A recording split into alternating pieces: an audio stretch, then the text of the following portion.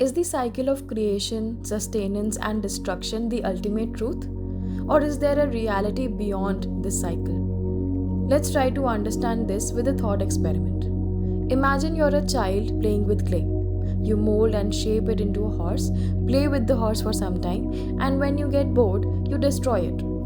After some time, you want to play again, so you shape the same clay into an elephant. Play with it for a while, and then destroy it when you get bored. Again, you mold the clay into a doll this time. You create cups and plates and some other dolls. This time you're feeling more creative. So you imagine a story where the doll is having a tea party with the other dolls. And eventually you get bored from this game also and destroy everything: the dolls, the tables, the chairs, and the teacups.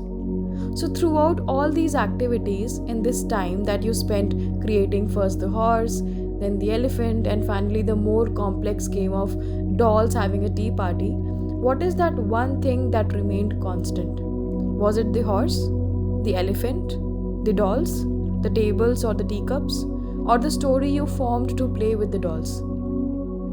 None of them, right? Because even the story ended when you destroyed the dolls. Then what remained constant during all of this? The only constant here is the clay you used to play with, isn't it?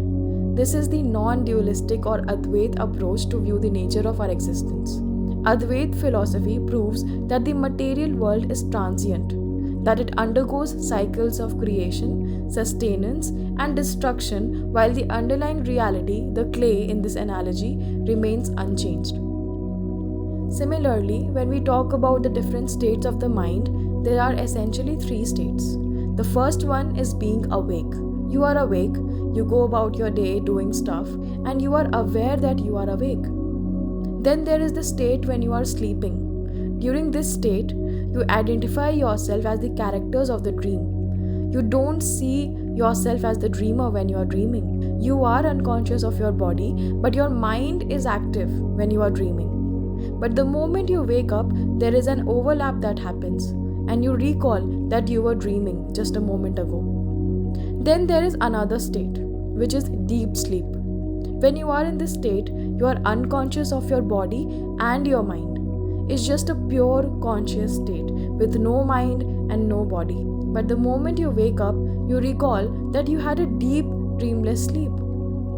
You regain the consciousness that I was having a dreamless sleep. Now the question is, who is this I, who immediately recognized your previous mental state which was unconscious? Well, the answer is, it is your ego self which thinks I am awake, I was dreaming, and I was having that dreamless sleep. But who is the observer across all these states of your mind? Well, it is the real you, the Atman, which is ever conscious and always present. When we dive deep into it, we realize that no matter what state or form we are experiencing, there is always a consciousness that is aware and witnessing this change in state or form. When we talk about Advait, we have two Hindu schools of philosophy. Advait Vedanta, which is the culmination of the teachings of the four Vedas and 108 Upanishads, and the second being Kashmiri Shaivism, also called as Trika or Advait Tantra. Both Advait Vedanta and Advait Tantra are non-dualistic philosophies, meaning that there is no separation between the individual self and the universal consciousness. You are not separate from the Creator, the source of all existence. You are the Creator, experiencing the world through the body and mind. I have discussed more on these topics in my previous videos, so in case you are interested, I have provided the links in the description section. Now, the religions that follow Dvait ideology believe that the God is separate from us, that all beings are separate, and that we must all conduct ourselves well to be with God in heaven, otherwise we are doomed to stay in hell.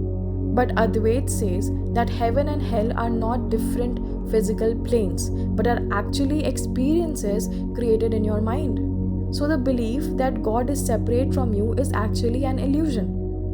Now the fundamental difference between Vedanta and Trika or Kashmiri Shaivism is that Vedanta says that the world we live in is an illusion, a dream, whereas Trika philosophy claims that both the static and dynamic states are equally real and are two expressions of the same ultimate truth.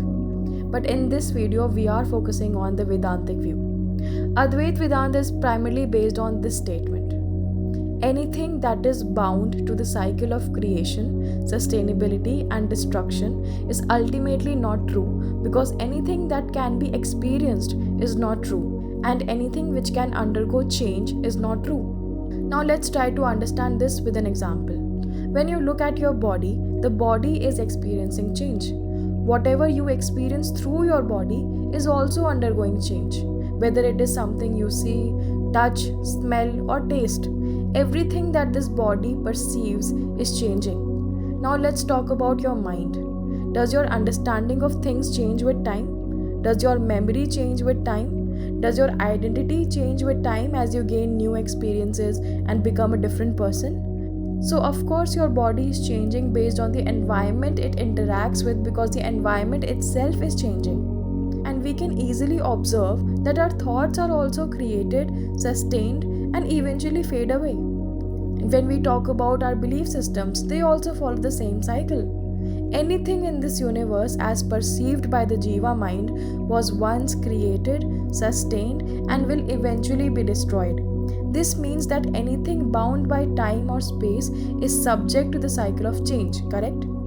Now, because as a Jiva, since you are a sensory receptive organism, your whole life experience is shaped by your changing environment. The kind of people you surround yourself with, the kind of information you intake, the kind of food you consume, it's shaping the life that this Jiva is experiencing. And have you noticed that you witness your body changing from birth to death? You witness all the sickness, the illness, the decaying of your body, the decaying of your loved ones' bodies. So basically, you witness everything gradually moving towards its ending, right? So therefore, there must be an observer of these changes and these cycles, because there is no change possible without an observer witnessing the change. So the question is, who is this observer? This observer is your awareness, which is witnessing the change, just as the Brahman witnesses the entire reality. You see, Brahman itself cannot be fully described, because anything that can be described has to have some attributes to it, and thus becomes an object. But Brahman is ever the subject and never the object. Brahman simply is. It is beyond experience and observation. You cannot become Brahman, nor can you experience being Brahman. There is nothing to experience, there is nothing to observe.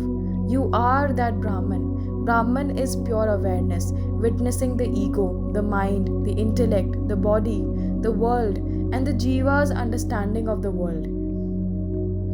So this means everything in this space and time continuum is bound to this cycle of creation, sustenance, and ending, but since a change is only possible when there is an observer, and so your consciousness remains ever present, observing all these cycles of changes.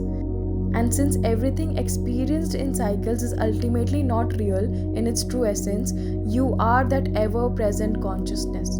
You are fully involved in these cycles, yet at the same time, you aren't, because you are the observer of these cycles. You are that witness, the Sakshi, the infinite intelligence. You are God.